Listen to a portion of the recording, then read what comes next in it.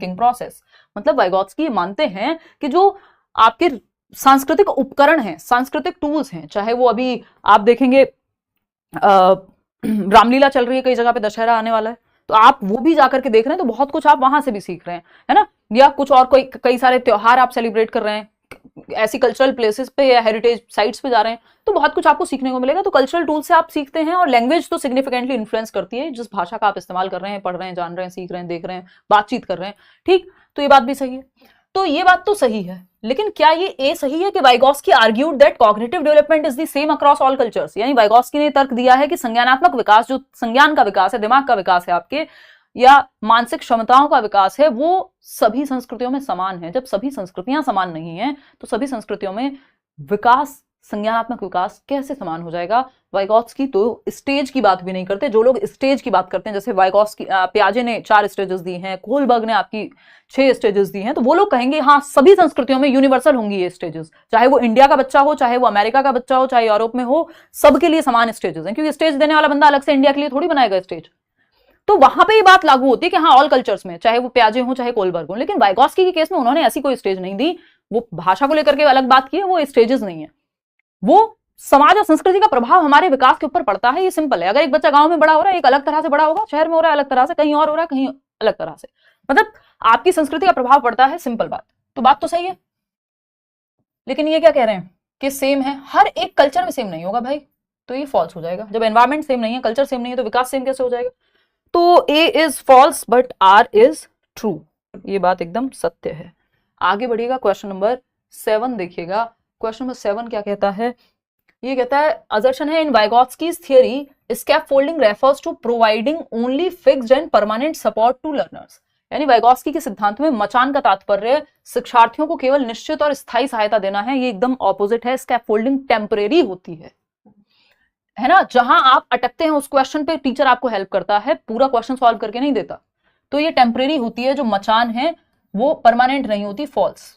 आपको साइकिल जब आप सीख रहे होते हैं तब पीछे से पकड़ा जाता है, खुद से चलाने लगते हैं छोड़ दिया जाता है ना। जिंदगी भर थोड़े ना स्कैफोल्ड, या ये स्कैफोल्डिंग का उदाहरण है कि मैं आप जहां क्वेश्चन पे अटक रहे हैं वो एक्सप्लेन किया जाता है, ऐसा थोड़ी पेपर में मैं करके आऊंगी। तो टेम्परेरी हेल्प है, तो ये बात तो फॉल्स हो गई।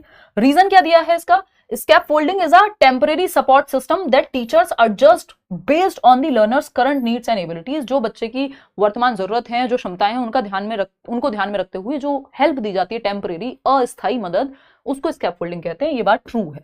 तो A is again false but R is true, simple बात। आगे बढ़ेंगे, क्वेश्चन नंबर 8 देखिएगा। इसके बाद जब आप ये लेंथी क्वेश्चंस कर लेंगे तो अलग तरह के क्वेश्चंस आना शुरू होंगे 10वें क्वेश्चन के बाद से। असर्शन क्या है भाई? Vygotsky argued that instruction should be aimed at the students current level of ability. बहुत ध्यान से जवाब दीजिएगा, इसमें आप गलती करेंगे, ठीक। वाइगॉत्स्की ने तर्क दिया कि निर्देश का उद्देश्य, यानी इंस्ट्रक्शन या पढ़ाने का उद्देश्य जो है, छात्र की क्षमता के वर्तमान स्तर पर होना चाहिए। यानी करंट लेवल जो है बच्चे की क्षमता का, उसके अनुसार आप क्या कीजिए, इंस्ट्रक्शन दीजिए। रीजन क्या है? Vygotsky believe that student should be challenged just beyond their current abilities within the zone of proximal development. यानी वाइगॉत्स्की का मानना था कि छात्रों को समीपस्थ विकास के क्षेत्र के भीतर उनकी वर्तमान क्षमताओं से परे चुनौती दी जानी चाहिए। यानी just beyond the current level, यानी जितना आपको आता है उससे हल्का सा अगर मैं मुश्किल क्वेश्चन बनाऊंगी तो आपको थोड़ा सा चैलेंज फील होगा। जैसे आज क्वेश्चन हम करेंगे बहुत सारे जो एकदम नए होंगे आपके लिए, ठीक। तो अगर हम देख रहे हैं यहाँ पे तो हल्का सा ऊपर लेके जाना है। ये नहीं जितना आपको आता है उसी वही बार बार सेम रिपीट होता रहे। पता नहीं कितनी बार मैं प्रीवियस ईयर करा चुकी हूं, जो कि करने भी है हमें, लेकिन थोड़े नए क्वेश्चन भी करना जरूरी है। तो क्या होगा, जोन ऑफ प्रॉक्सिमल डेवलपमेंट की जब हम बात कर रहे हैं तो हम ये कह रहे हैं कि हाँ जोन ऑफ प्रॉक्सिमल डेवलपमेंट में रखो, लेकिन करंट लेवल से हल्का सा +1 कर दो। बात तो सही है, सिर्फ करंट लेवल पे मत दो सपोर्ट। जितना आता है उसी का सपोर्ट देते रहोगे तो उसका फायदा नहीं है, फिर वो नेक्स्ट लेवल पे कैसे जाएगा? जहां अटके बच्चा वहां सपोर्ट देना है। तो ये बात तो फॉल्स हो गई, और रीजन सही है इसका। तो A is false but R is true. समझ में आई बात कि नहीं? वाइगॉत्स्की ने तर्क दिया कि निर्देश का उद्देश्य छात्र की क्षमता के वर्तमान स्तर पर होना है। यानी जो निर्देश दे रहे हैं वर्तमान स्तर पे हो, जबकि जहां वो अटक रहा है वर्तमान स्तर से ऊपर ले जाना है हमें उसे। तो आर तो सही है बट ए गलत है।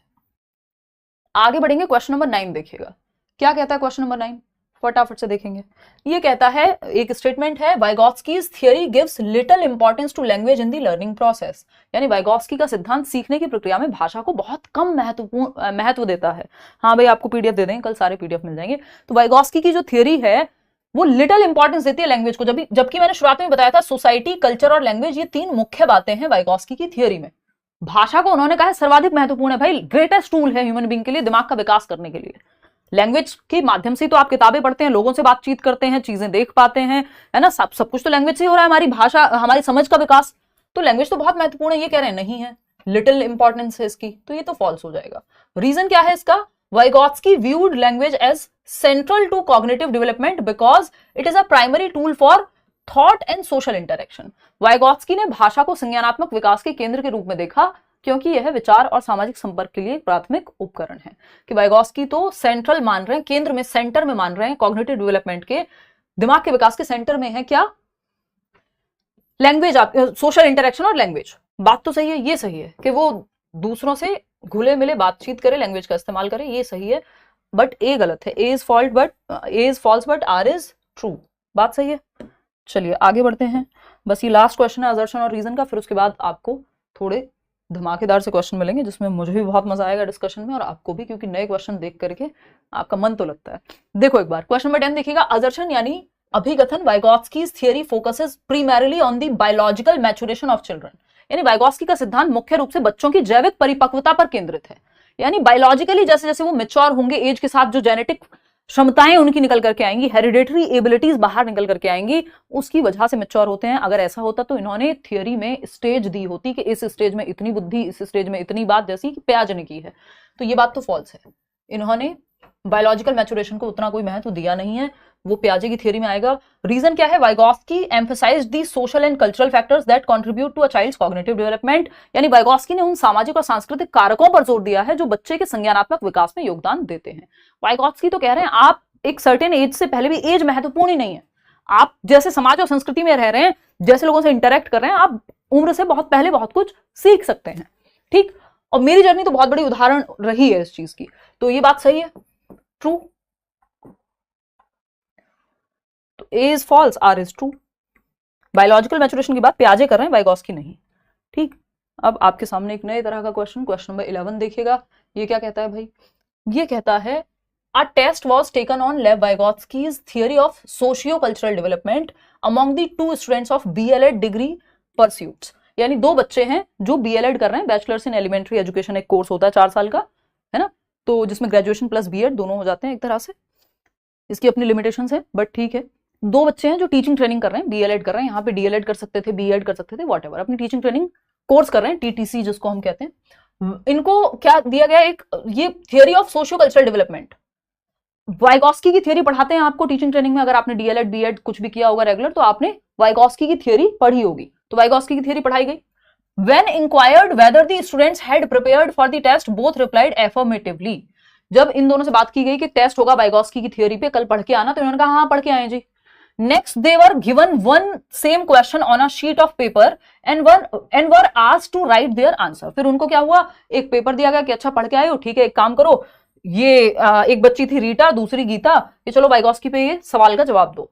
ठीक है, अब देखते हैं सवाल क्या था। द क्वेश्चन वाज, ऐसी तो लेंथी बनाया जाता है पेपर को, क्वेश्चन क्या था, जबकि काम की बात यहां से शुरू हो रही है अगर देखा जाए तो, gap between actual and potential learning. यानी जो आज आता है आपको, जो ए दायरा है, जो आप खुद से कर सकते हैं, जोन ऑफ एक्चुअल डेवलपमेंट जिसको कह देते हैं सो कॉल्ड, और जो आपका प्रॉक्सिमल या पोटेंशियल लर्निंग का, कि यहां तक आप सीख सकते हैं, नंबर आप 30 भी ला सकते हैं, आज 15 आ रहे हैं, मदद मिलेगी तो 30 भी ले आओगे। ये क्या है? पोटेंशियल डेवलपमेंट का दायरा। इन दोनों के बीच के गैप को क्या कहेंगे? Which one of the following was incorrect about this theory. तो आपको पहचानना है कि कौन सी बच्ची ने गलत जवाब दिया है, कौन सी बच्ची तैयारी करके नहीं आई थी सही से टेस्ट की, कि जो आता है और जहां तक पहुंचने की संभावना है, इन दोनों दायरे के बीच गैप को क्या कहेंगे? तो रीटा ने जवाब दिया ZBD कहेंगे, गीता ने जवाब दिया स्कैफोल्डिंग कहेंगे। और आप क्या जवाब दे रहे हैं बताना जरा, बताओ कितने लोग कौन सा जवाब दे रहे हैं? 40% लोग 3, यानी बोथ रीटा एंड गीता दोनों इनकरेक्ट हैं। अरे नहीं यार, दोनों कैसे इनकरेक्ट हैं? 40% लोग कह रहे हैं कि दोनों ही गलत जवाब दे रहे हैं, और 223, बस जो बड़े जवाब हों वही बताना। 23% लोग नहीं तो 27 बताना था ना जो। चलो तो अच्छा, जब मैंने ये हटा दिया तो आपने ये जवाब देना शुरू कर दिया। 27% लोग कह रहे हैं कि रीटा गलत है। आपको इनकरेक्ट बताना है। देखो गलत कौन है, जवाब किसका गलत है। रीटा कह रही थी ZPD है और गीता कह रही थी स्कैप फोल्डिंग है। देखो स्कैप फोल्डिंग टेम्परेरी हेल्प होती है, दोनों के बीच का दायरा नहीं है स्कैप फोल्डिंग। जोन तो ZPD है, तो रीटा का जवाब सही है लेकिन गीता का जवाब गलत है, और जो गलत है वही सही है क्योंकि पूछा ही गलत है। तो गीता गलत है यहाँ पे। Only Gita, first option is the right answer. Only Gita. देख रहे हो भाषा के साथ कैसे खेला गया है, देख रहे हो विनोद, ऐसे जवाब गलत हो जाते हैं पेडागोजी में। तो क्योंकि गीता ही गलत है ना, जब गीता ने कहा है कि स्कैफोल्डिंग कहलाएगा, जबकि जो एक्चुअल बच्चे को आता है, इसको ऐसे देख लेना, जो एक्चुअल बच्चे को आता है, जो उसको खुद से आता है एक्चुअली, और जो उसका पोटेंशियल है सीखने का, जिसको हम ZPD कहेंगे, इन दोनों के बीच के डिफरेंस को Z